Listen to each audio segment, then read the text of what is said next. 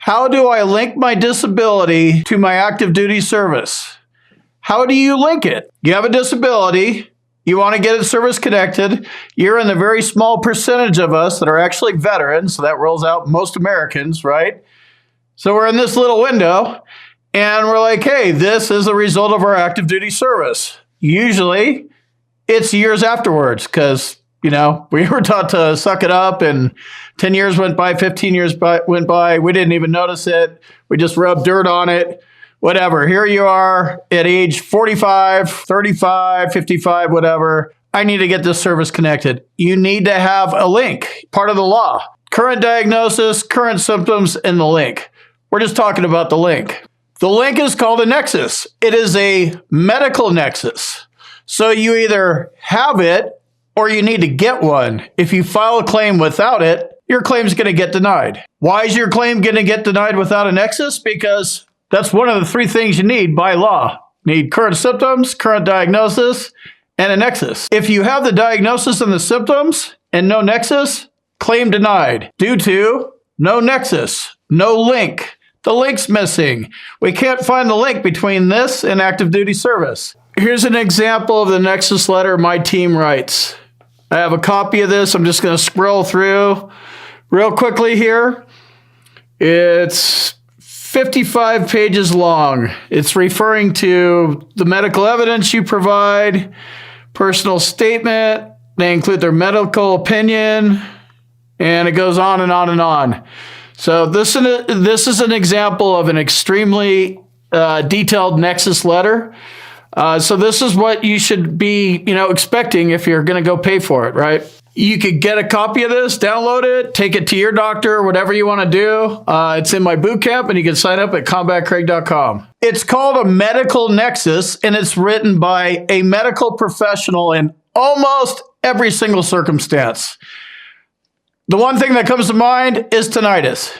It's a subjective complaint. We can't pin it down. A doctor certainly can't pin it down. They're going to write a negative nexus for you. And if you've been denied, you probably need to go get one. But in reality, a doctor can't diagnose you with tinnitus because they can't tell if you have it or not. It's too subjective of a claim. Probably one of the reasons why they're wanting to change the criteria, but that's another video I did about 8 months ago. Those changes are not in effect, by the way. So you need the nexus, and it may be in your VA medical records. You may be trying to link your, right elbow to your right wrist or something like that.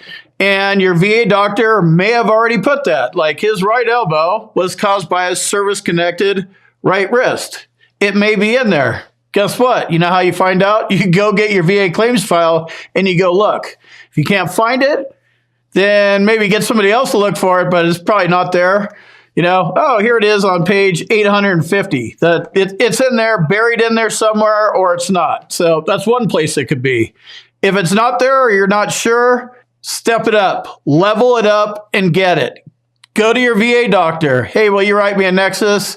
No, conflict of interest, or yeah. A few of them do it, most of them don't. If a VA doctor won't do it, go to a private doctor. Your private doctor may not feel comfortable writing a nexus. It's kind of weird, and the burden of proof, at least as likely as not, it's kind of weird language for a doctor, has their own practice, malpractice. They follow like normal civilian rules. They may not want to mess around with VA stuff, thinking, not a conflict of interest, but I'm not doing nexus letters. So whatever, find one. You need a qualified medical professional. So this is a MD, right? Medical doctor, after their name, right? Combat Craig, MD. I'm not an MD, it's just an example. A nurse practitioner is a qualified medical professional, and a physician's assistant is also a qualified medical professional.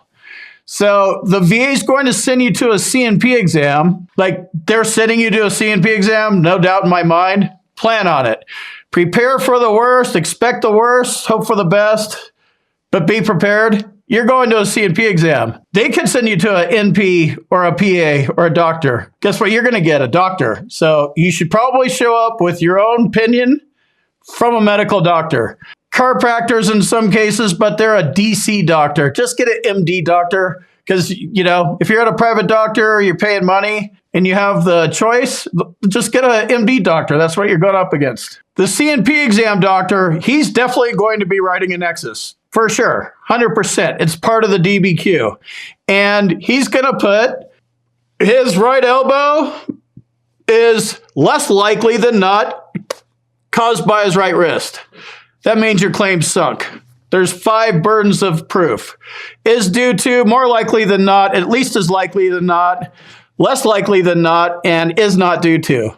Usually, CNP examiners write less likely than not. Yours can write more likely than not, but there's this thing called the tie goes to the veteran, and that 50-50 chance is at least as likely as not. So that's what most private doctors, whatever, write. It's what my team writes. Some CNP examiners can write a favorable opinion. It happens. I'm here to tell you that the world is not all rainbows and unicorns and all that happy stuff. I mean, you can talk yourself into anything. Oh, they'll probably go my way. That's not the way the real world operates. Like, it doesn't operate like my world does. I'm pretty cynical and paranoid and negative and stuff like that. But like, they're not going to, don't count on him to write a favorable opinion. That's just, that's a good way to just set yourself up, file a claim, wait for 6 months for a decision letter, denied. Then you're going to have to go get a private doctor anyway. Just get it up front, and then you don't even need to enter the appeals process. Free is nice. If you can get a doctor to do it for free, more power to you. Again, it's not rainbows and unicorns. These are doctors. They went to school for like 8 years or something like that. They went to med school. They didn't go there to do shit for free, right? They charge money for everything they do one way or another. So you're going to pay money one way or another. Just count on that. If you can get it for free, great, but probably not going to happen. So pick a doctor that's actual medical doctor. It's things like this, I didn't understand how this process worked till like 3 years ago. Now I'm all over it. I am onto their game, right? And that's where you need to be. And you need to be on it for the rest of your life. I'm 100% permanent and total. I've had my rating for 3 years. I have 17 years left till I'm actually protected. Permanent and total is nothing. It's just words. Protected is the word. So I'm going to defend my rating for 17 more years. Let me jump in here real quick and tell you about my boot camp. If you want to learn more about the VA claims process, check out my boot camp. You can talk to me live. There's a link on the website. And in the description, combatcraig.com.